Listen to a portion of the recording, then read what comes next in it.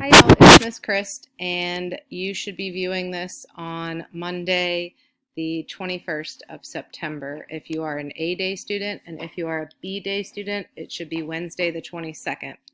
So what you're going to be working on today is what I spoke about on Friday, and that is your Anglo-Saxon boast. So the assignment itself is this link in the Google Classroom. And you will see that it has a point value assigned to each thing you're going to do: self-identification, your family ancestry or heritage, boasts of at least 3 past achievements or hobbies, and boast of an achievement to come. And again, a boast is just kind of gloating and going on and on about how wonderful you are, and that's what I want you to do in this. Within that, it does not have to be separate. You could make one of your achievements a kenning.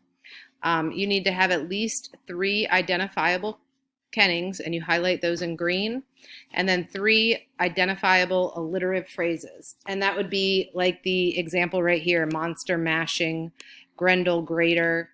Think about those tongue twisters: Peter Piper picked a pack of peppers.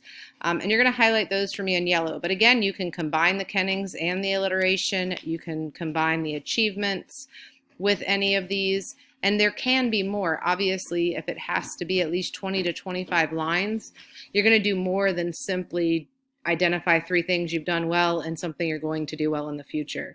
You can add a little bit more there. Be creative. If you go to my second link in the assignment, there's a sample of this for you.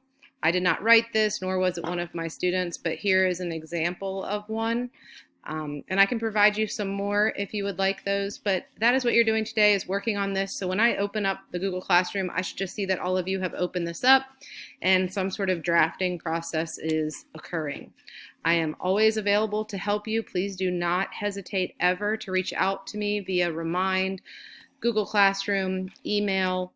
I'm here to support you. So if this feels overwhelming, reach out to me. We'll find a way to break it down a little bit so that you understand it better. But again, just give it your best.